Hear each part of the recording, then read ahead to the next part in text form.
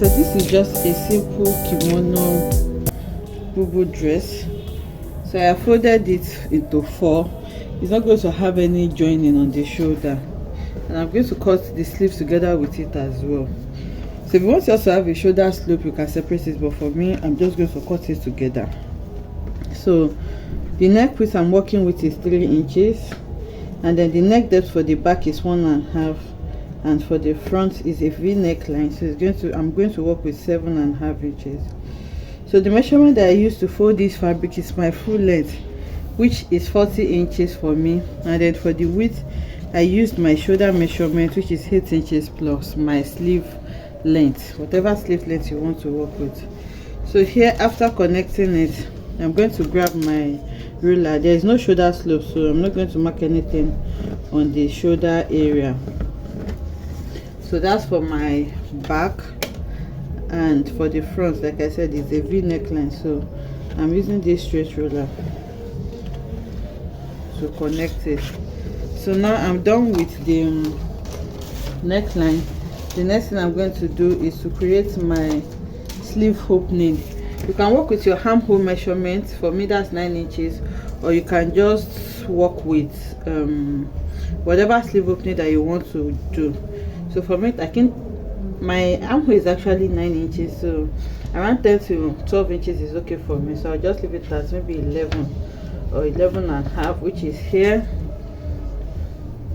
And then on that line, I'm going to take my bust measurement divided by 4 plus ease. It's a free bubu dress, so it's not supposed to be tight. My bust is 44, divided by 4 is 11, so 11 is here. So I'm going to add extra 2 inches for ease and 1 inch for seam allowance. So it's going to be really free. This measurement now is going to take my hip as well, because my hip is 46, that's 11.5, so you can see. So I'm just going to take the measurement all the way down. So here, and that measurement you can use is just to use your bust your hip measurement, and then add whatever allowance that you want to add with it. So now this measurement, I want to take it down. Like I said, this is just going to be a free bubu, but if you want yours to be fitted, so like I was saying, if you want yours to be fitted, then you need to get your half length measurement here. So you probably had just 1 inch or half an inch east to your waist. Then you take your bust measurement, then you take your half length waist measurement as well, and add a little bit of history so that you can shape it out, because it does not have a zipper. But for me, I'm just going to run it straight like this because it's going to be a free dress. So here, where the sleeve and the body is going to meet, I'm just going to create like a curve here, because I don't want it too sharp. And that is all I'm doing to this. So what I'm going to do is to first cut my back neckline. When I remove it, I'm going to cut the front as well, then I'm going to shape the side. So here, I'm going to cut following the line that I made. So as against the regular collar that we do for our bubu, this is going to have a facing. It's not going to have a collar. Okay, I'm just going to cut a facing for it. So this is the shape that these have right now. So like I said, I'm going to separate the front and back so that I can cut out my front neckline as well. So after making sure that everything matches like this, I'm going to go ahead and slash open the v-neck for the front. So for my facing, I'm going to bring in my facing now. I'm using a black crepe, so I've put it on fold and then place it on top of, and place the fabric on top of it. So what you have here, you're just going to cut out exactly what you have. That's your neckline, this is the front, and this is the back neckline. So after cutting it like that, I can remove the main fabric and then shape out the facing. So for the facing, I'm just going to mark out around 2 inches from where my neckline stops.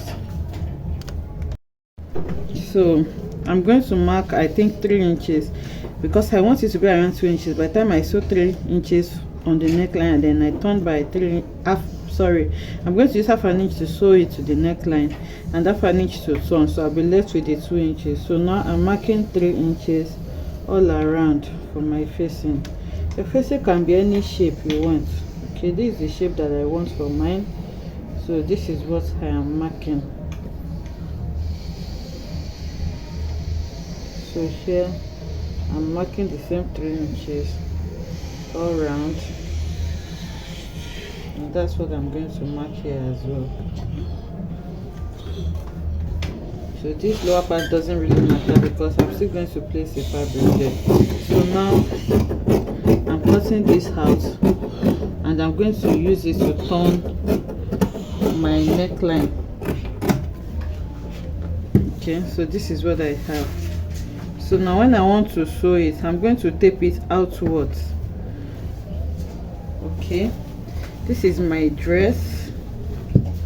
I'm going to sew in a way that this black is going to be outside, not on the wrong side.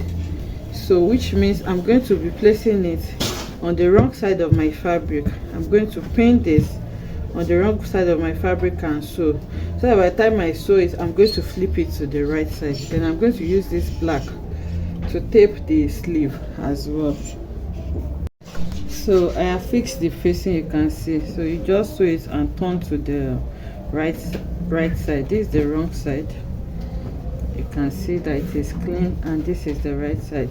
So I went ahead to tape the edge of the sleeve as well with the black crepe so that it can be uniform. So now we'll move to the design at the center front. So for me, depends on how wide you want it to be. I want it to be about 15 inches by 15 inches, and it's going to start here.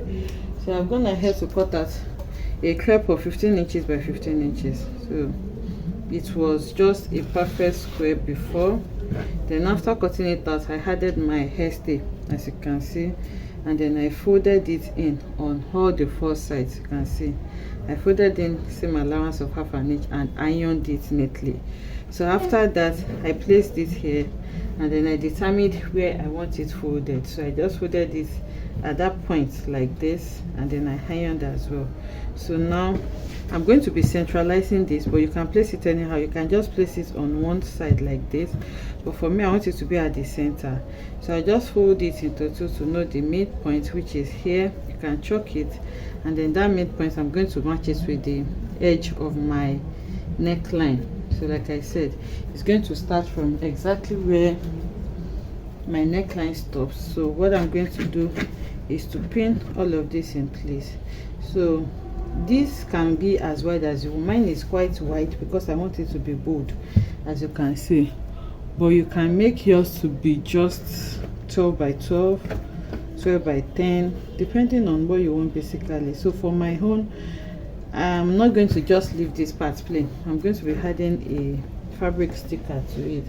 So the size of your sticker can also determine how wide this plain design is going to be. Okay, so I may put this particular sticker on this one or this. Okay, so one of the 3 I'm going to put it. I've not decided the one that I'm going to go for. I think I'll go for this.